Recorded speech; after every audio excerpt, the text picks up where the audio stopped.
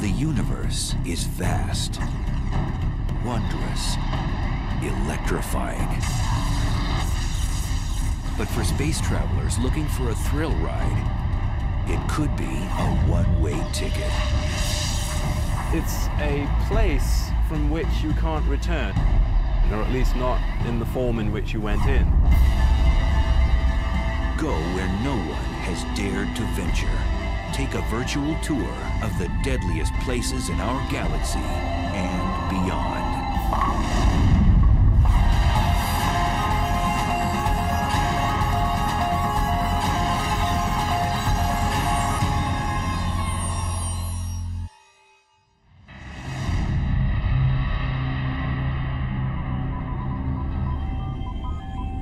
It's the ultimate frontier adventure.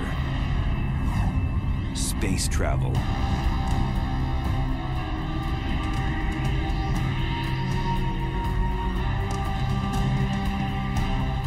But when trekking through the galactic jungles,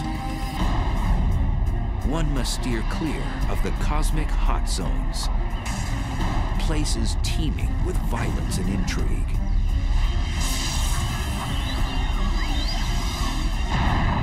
There are dangerous places, certainly very energetic phenomena that are a lot more powerful than atomic bombs being detonated, infinitely more powerful. The universe does seem to be a very violent place. It seems to have been born in a violent explosion called the Big Bang, and there's all sorts of violent processes going on.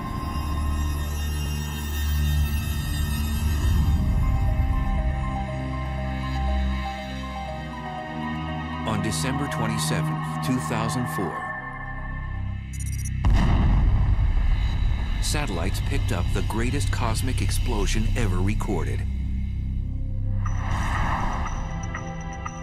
A blast 30,000 light years away, which had the power to briefly alter our planet's upper atmosphere.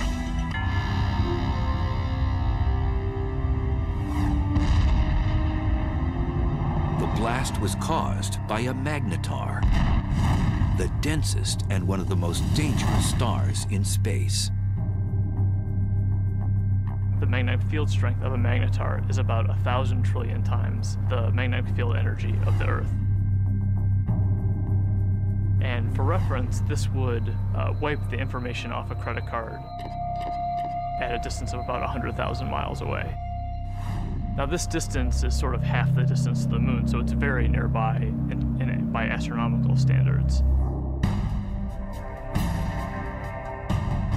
These mischievous stars have the strongest magnetic field in the universe. Scientists have confirmed 12 of these rare stars in our galaxy, and there may be more.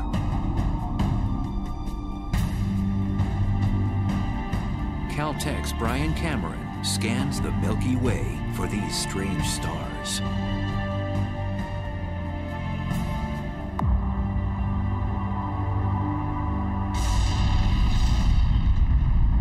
Magnetars are a special class of neutron stars with ultra-strong magnetic fields, the densest form of matter in the universe.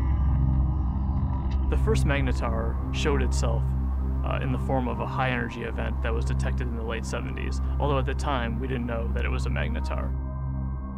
It wasn't until the early 90s that researchers suggested that these objects were dominated by magnetic fields, and that the magnetar theory was actually confirmed. Magnetars are born out of the death throes of massive stars. When a star dies, it begins to collapse and go supernova. Sometimes a dense neutron star forms from the cinders of that supernova explosion. During the process, a few neutron stars become magnetars, which possess a strong magnetic field. These stars eject high-energy emissions of X-rays and gamma rays. We think that normal neutron stars are born from regular stars that are something like 10 or 20 times the mass of the sun.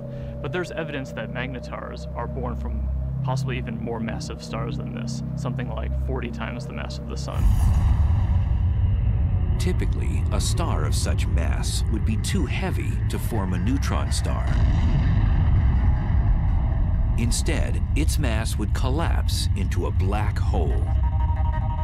Black holes are formed from cramming a certain amount of mass in a certain volume, and for whatever reason, these stars are unable to do that.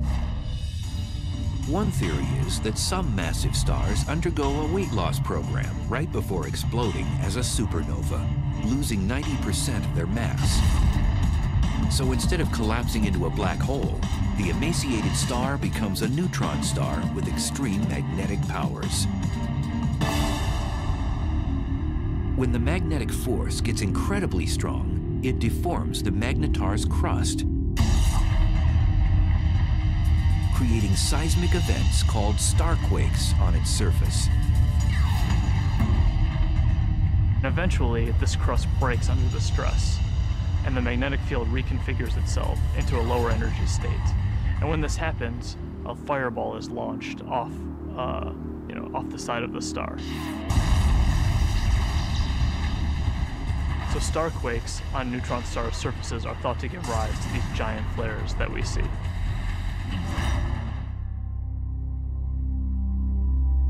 After a magnetar undergoes one of these flares, it outshines all of the stars in the galaxy for the few tenths of a second that it's taking place.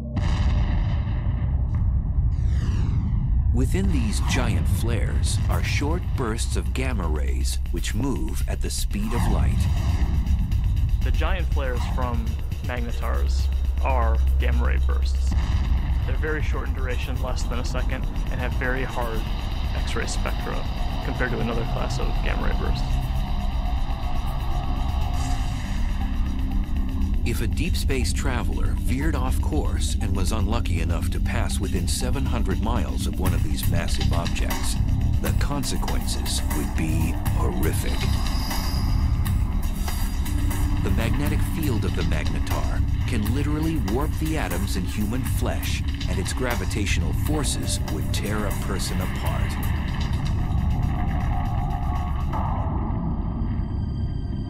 So then, how close would a magnetar have to be to wreak havoc in our solar system? Some suggest that a blast from a magnetar even 10 light years away could produce cosmic chaos that would destroy our ozone layer and cause mass extinctions. The chances of that happening are so low that, they're completely implausible. It would be no different than a regular star passing through the solar system. And we know that the regular star has not passed through the solar system since the solar system formed.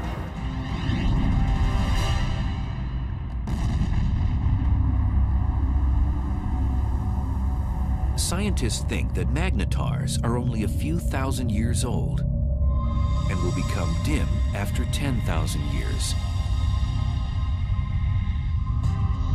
We're just now starting to understand the life cycle of magnetars. We think that they're very young, but how young is still uncertain.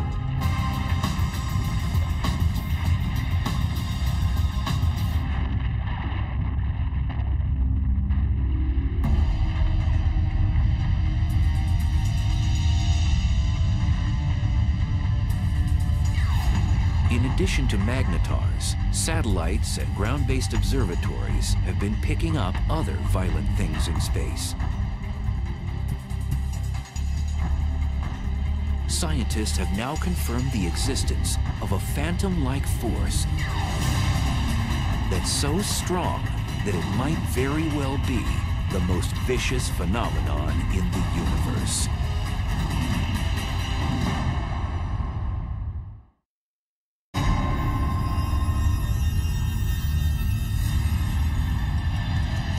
Stealthy villains haunt each and every galaxy. One particular beast tears up anything in its path and gobbles it down like a cocktail hors d'oeuvre. It's one of the most bizarre and destructive phenomenon in the universe, a black hole. think a black hole is the place which is more violent than anywhere else in our universe. It's like going over the edge and you can't get back. It's fatal attraction, I suppose.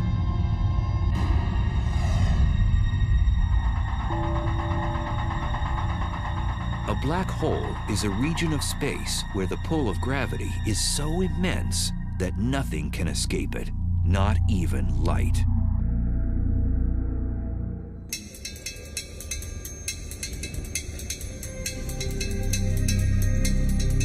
Astrophysicist and triathlete Ferial Ozel is attempting to unlock the mysteries surrounding this elusive cosmic force.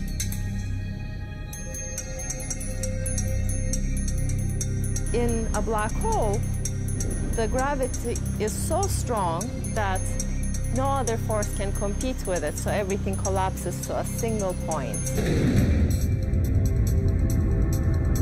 Ozel says whatever has a close encounter with a black hole will fall victim to its relentless tidal force of gravity. Imagine you're swimming in a pool and there is no current.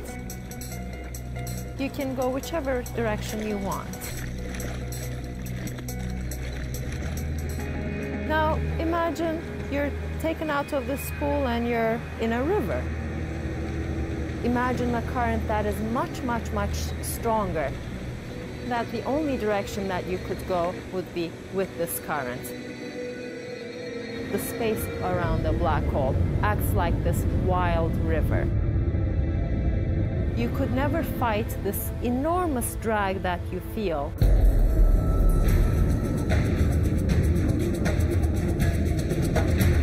As an object approaches the edge of the black hole, called the event horizon, it reaches the point of no return. As you come closer and closer to this event horizon, you would already be approaching this extremely fast motion of space under you. And your only future direction is now into the black hole.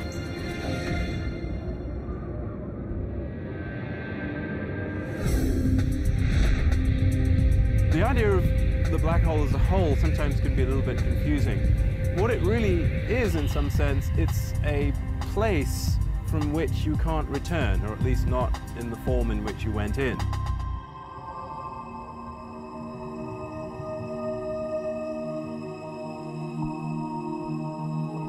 Black holes are difficult to detect because, as the name suggests, you cannot see one by itself because it's black. But scientists have spotted a black hole when its gravity affects something else in space, such as a passing star. A completely isolated black hole would not be visible. What we really see from a black hole is actually the hot material that's swirling around it and that's being sucked into it. So in the neighborhood of these powerful black holes, you'll get a lot of radiation resulting from the black hole pulling in material and stretching it and twisting it as it's falling in. Black holes consume anything in close range, and there are billions upon billions of them prowling the universe.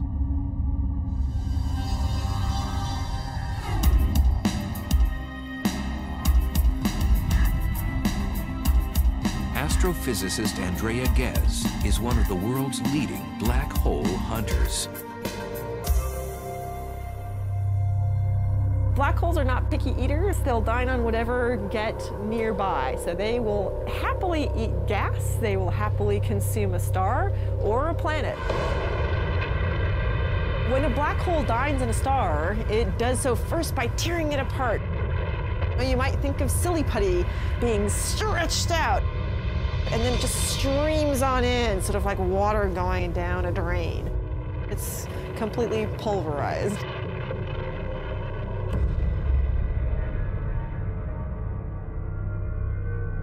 Black holes are produced, we believe, by the collapse of the core of a massive star, something like 25 or 30 times the mass of the sun or more. When it comes to the end of its lifetime, a massive star burns its core all the way past helium, carbon, nitrogen, oxygen, all the way to iron, which has no more nuclear fuel. And when that iron core builds up to a certain mass, there comes a point where it can no longer support itself, and the core will collapse all the way to a black hole, producing at the same time a supernova.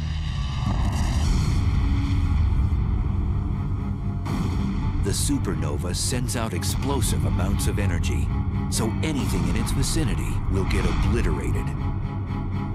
Then the remnants of the explosion fall into a newly formed black hole. And it seems the key to the black hole's allure is gravity. Gravity will pull things around, just like the sun's gravity pulls the planets around. In fact, stars will happily orbit the black hole for most of its life and won't actually be sucked in. These stars are actually safe from the fatal attraction of the black hole. But if you do venture too close, like extremely close to the edge, then you do get sucked in. Scientists believe there are millions of wayward black holes throughout our galaxy, the Milky Way. And because we can't readily see them, one could be right next door. So how close does something have to be to get sucked into a black hole? Too close to a black hole is about the distance between the sun and the Earth, but that is certainly too close. For future space travelers, death by a black hole would be a violent way to go.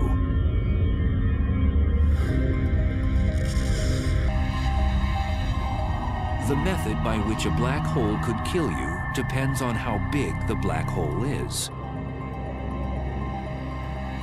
They come in two categories. Most of them are the stellar mass black holes, which are 5 to 30 times the mass of our sun. If the black hole is stellar-sized, then the tidal forces near the black hole are strong enough that it will tear you apart tidally, even well outside the event horizon. If you wanted to fall into a black hole, you certainly wouldn't want to fall into one of those. It will spaghettify you. But in addition to the stellar-sized black holes, there are others that are mammoth, millions to a billion times the mass of the sun.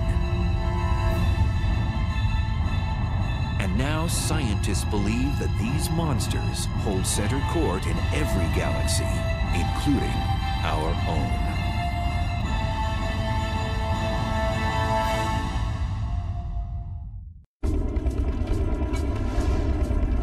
Black holes.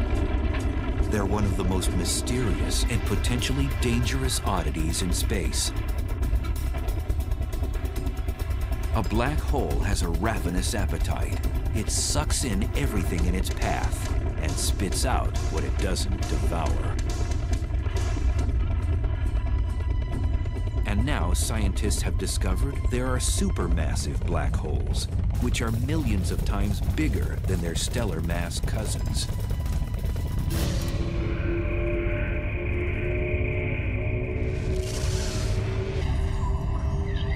And evidence suggests that supermassive black holes were born after the Big Bang, when the universe was first created. The leading idea is that they would have formed just like a stellar black hole from the collapse of the core of a massive star. But then they grew by feeding grossly from the gas, from other galaxies which collided with them.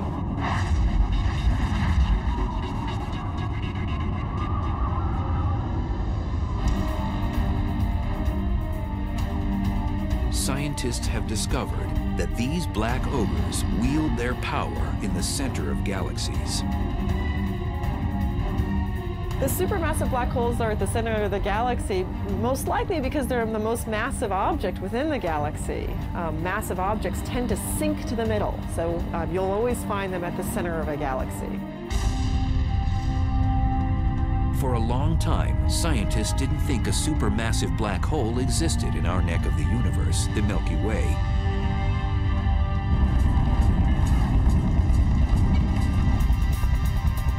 But in 1995, astrophysicist Andrea Ghez set out to prove one exists. We've done an experiment over the last 10 years to ask the question, is there a supermassive black hole at the center of our galaxy?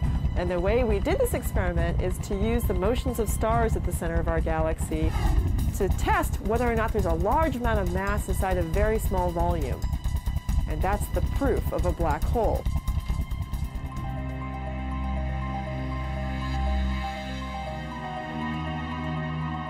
At the Keck Observatory in Hawaii, which houses one of the largest telescopes in the world, Ghez began using a groundbreaking technology called adaptive optics, which brings into focus faraway objects. So this is without adaptive optics. This is what you would see. In this big square, there's nothing. We turn adaptive optics on, and you see the stars. This region contains the stars that provide the keys to our experiment. So we want to watch how these stars move. Ghez noticed that there was a large cluster of stars orbiting around an invisible object at the center of our galaxy. And they were moving at an unusually rapid rate.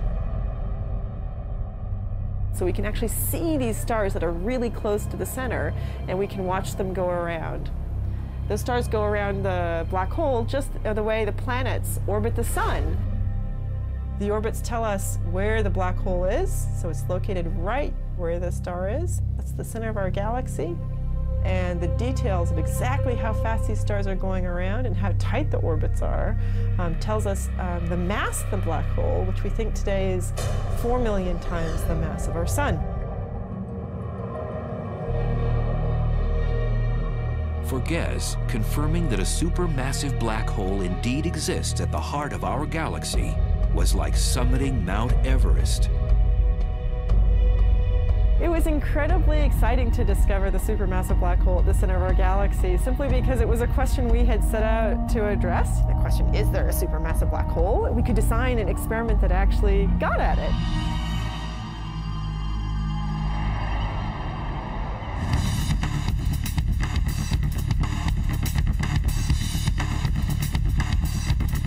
Astrophysicist Andrew Hamilton says death by a supermassive black hole would be much different than by its smaller stellar mass relative. If you want to go and be a tourist and have the ultimate experience of falling inside a black hole and finding out what's really there, go visit a supermassive black hole. Much better idea. Unlike a stellar black hole, which would rip you to shreds before entering its deadly vortex, a space explorer could actually experience free-falling inside a supermassive black hole. Inside a supermassive black hole, it turns out that even though the black hole is more massive, it's also much larger in size, and that means that the tidal forces are weak enough that you could pass through the event horizon and fall deep inside the black hole without being tidally torn apart. But deep down inside the black hole, the centrifugal force of the rotation of the black hole provides effectively a repulsion. If there's any matter at all inside it, then stuff that's falling in will tend to collide with stuff that's trying to get out. And the result of that collision of energies is an unimaginably chaotic maelstrom of super hot, dense plasma. And in that case, your fate is that it can roast you.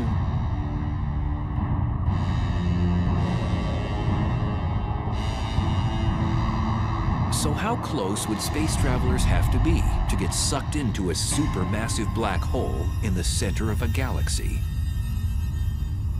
For a supermassive black hole, you would have to be About 1 million to 1 billion miles from the black hole to feel its influence.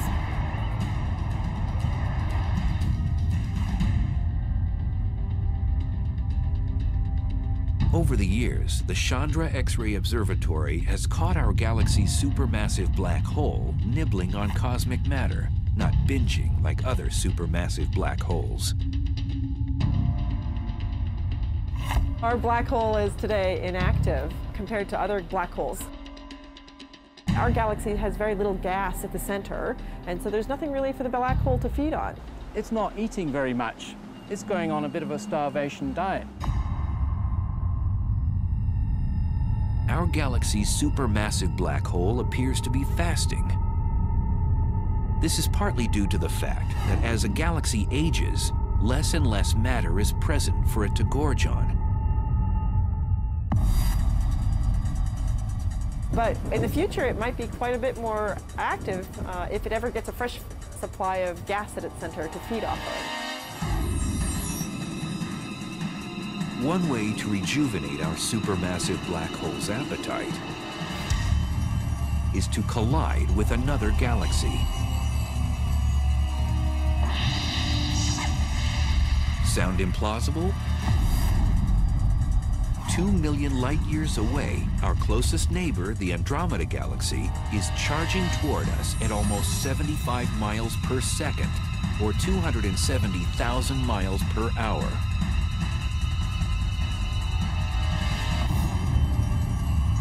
In the future, scientists predict the two galaxies will collide.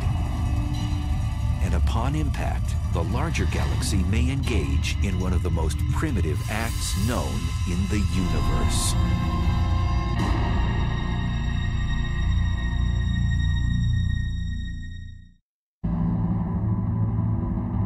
It's one of the most barbaric rituals in space.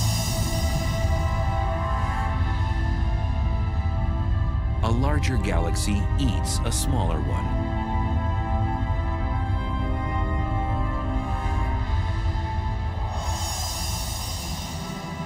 The scenario isn't a science fiction writer's fantasy. It's a cosmic reality. It's called galactic cannibalism.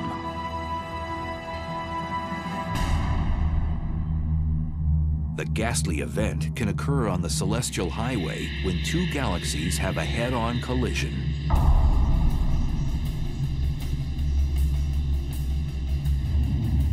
Both eventually meld together in a less than harmonious merger. If you're a galaxy, it's very violent. You're torn to shreds.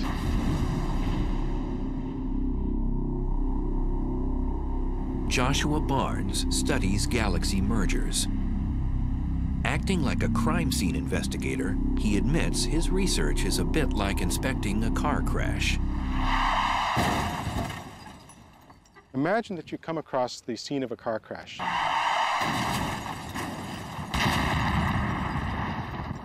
Two wrecked vehicles, but no witnesses. Nobody to tell you what happened. All you have is the physical evidence. That's basically what we have to do when we study colliding galaxies. So there are no witnesses to a galactic collision. All that you have is the present state of the wreckage. So you have to conduct a sort of forensic investigation to try and figure out what happened on the basis of what you have today. If they collided head-on, you would know because the fronts were squashed up, but if they, say, sideswiped each other, which is actually more likely in galactic collisions, that would leave you a completely different pattern of wreckage, and you could interpret that. So what causes galaxy mergers? It's gravity. Everything in the universe is falling freely through space, and where you've got two large objects like galaxies, their mutual gravity pulls them together, so they fall into each other. So it's really just the force of gravity pulling things around. The galaxies that we're seeing colliding today, most of them have been bound and destined to collide for upwards of 10, 15 billion years, and they're only now just making it to that first collision.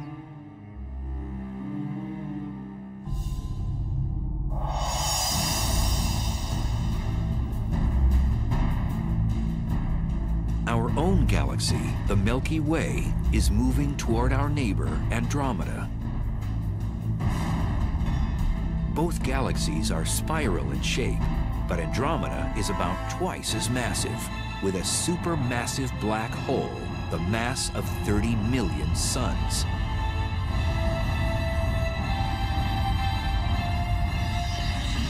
It'll look a lot like a dance.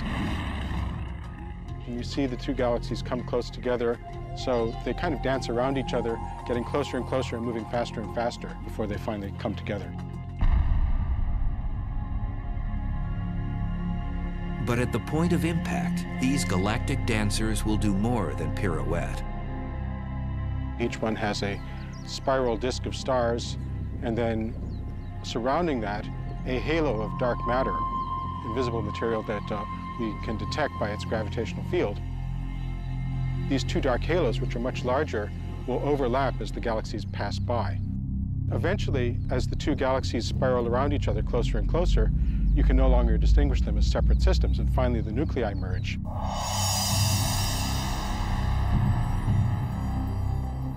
When Andromeda and the Milky Way collide, that's going to be the biggest collision that the Milky Way has seen, something like 5 billion years' time. The good news is that we, the solar system, will have a grandstand view. What will happen is that two galaxies, their spiral disks, are going to get tidally torn apart into fantastical shapes.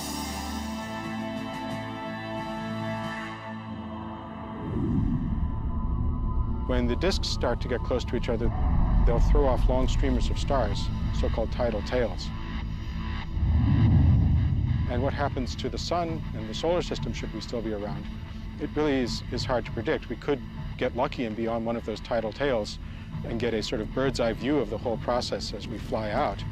Or we could get thrown into an orbit plunging towards the center of the merging galaxies. There's basically no way to say.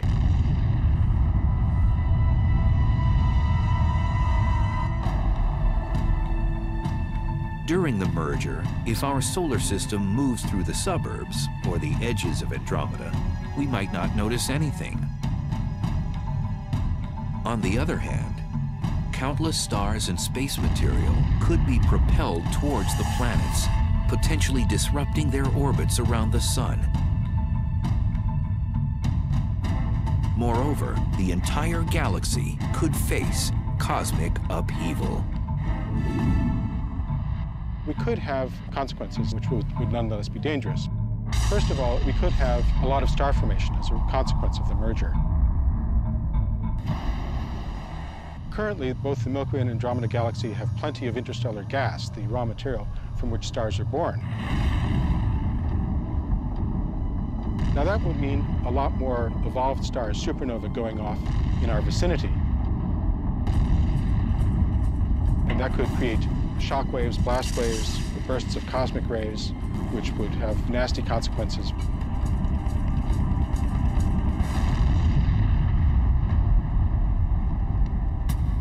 After the merger, the fate of our solar system is uncertain, as the supermassive black holes of Andromeda and the Milky Way vie for power in the newly jumbled galaxy.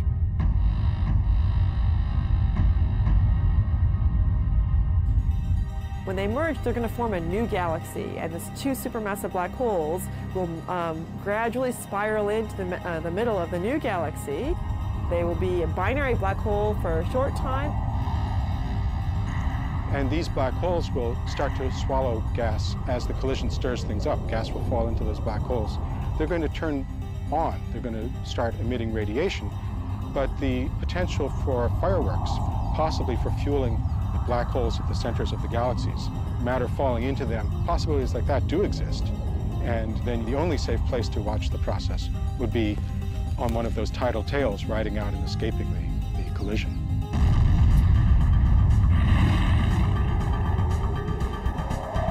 Some scientists think that Andromeda's larger supermassive black hole will eventually consume the Milky Ways.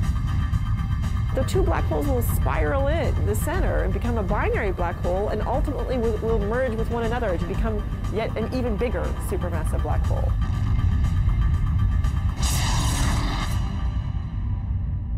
So a small galaxy colliding with a large galaxy is likely to be dominated by the larger galaxy. It'll essentially have most of its material absorbed by that galaxy and become subsumed into it.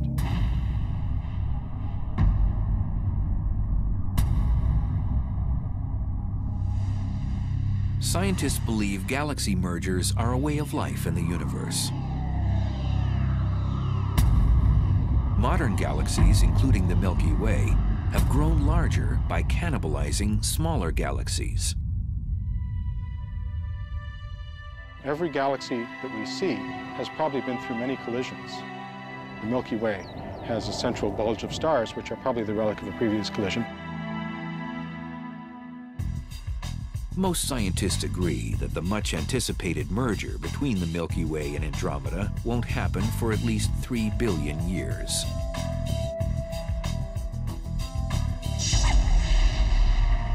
But there may be more immediate dangers in space. In cosmic neighborhoods millions of light years away, there are hyperactive galaxies that have become the big bullies on the block.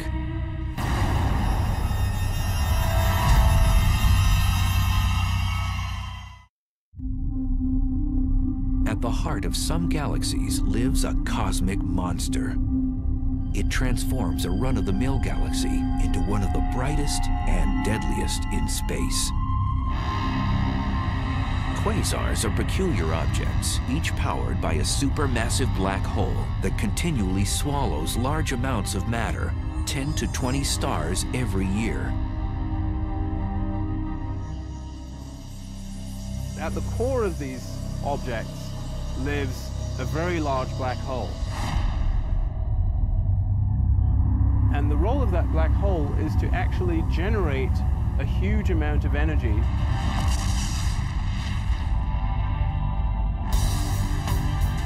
Quasars are the most energy-efficient mechanisms in the cosmos. They give off more power than 100 normal galaxies.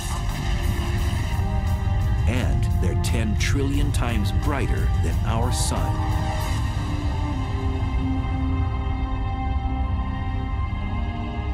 So how are quasars created in the universe?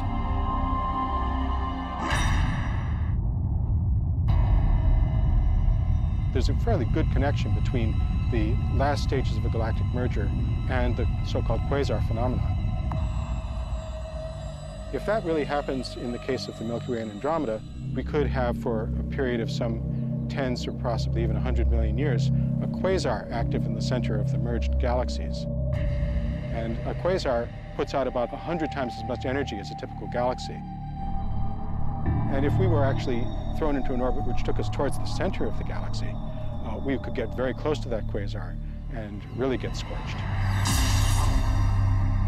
The word quasar stands for quasi-stellar radio source, which means star-like emitters of radio waves.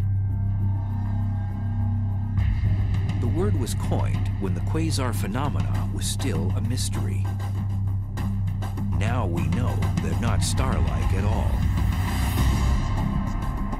In addition to emitting radio waves and visible light, quasars also give off ultraviolet rays, infrared waves, X-rays, and gamma rays. All deadly if something or someone gets too close. A quasar is a supermassive black hole at large distance that is active. It's powerful, it's emitting light, and we can observe it in many wave bands. Quasars were first discovered in the 1960s, but as radio telescope imaging got better, astronomers discovered that some of those quasars also have powerful jets beaming out of them. These particular quasars are called blazars, probably some of the most violent phenomena in the universe.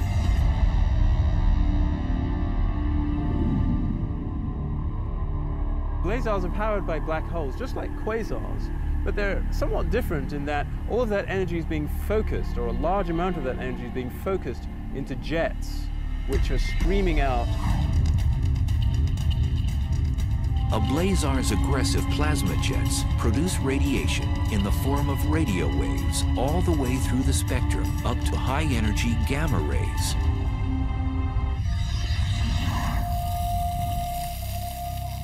Astrophysicist Glenn Piner has been investigating the physical conditions at the centers of these exotic galaxies.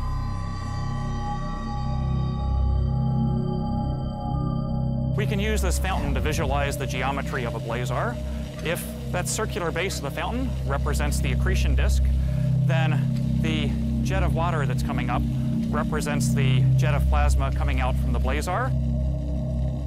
And if the Earth is sitting up in the direction that that water is going, then we would see this object as a blazar. To an astronomer, it's like looking down a fire hose. It really gets you in the eye. You see this bright, blazing thing that we call a blazar. These blazar jets move exceptionally fast. The fastest observed move at 99.9% the speed of light. If you were to take a small object like this bowling ball and you wanted to accelerate it up to 99.9% of the speed of light, you would have to give this bowling ball all the energy produced in the world for an entire week to accelerate it to that speed.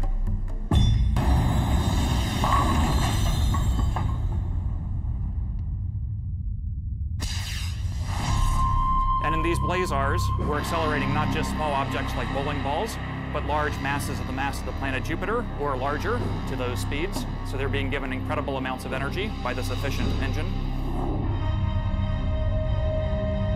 Blazars pose unimaginable consequences to cosmic objects that get too close to its deadly jet. If there was a planet relatively close, a few light years from the actual jet, the radiation on that planet could be millions of times what it gets from the star. It would be continually exposed to high levels of radiation. So I don't think we want to look for life on a planet that would be orbiting a star that's in a blazar jet. Scientists link radio telescopes all over the world to achieve the magnification needed to zoom in on a blazar jet. So to give you an analogy for what kind of magnification that is, that would be magnification sufficient to read a newspaper that someone was holding in New York from Los Angeles. We'd love to look as close to the central black hole as possible so we could actually figure out how nature is accelerating these jets and getting them up to such high speeds. And we'd also like to know what it is actually that the jets are made of, because it turns out that's something that's currently not known. Until more is known about blazars, astronomers will keep a neighborhood watch for them, as well as all the other dangerous places in our uncontrollable universe. Definitely there are violent events going on in the universe. Much, much more energy than we can even imagine on Earth. There are trillions of suns shining all at once. Those are the kinds of energies that we're talking about. But in that case, the fact that we are far away from them helps the survival of our species. If we're actually traveling through space, then definitely we will have to be worrying about these events.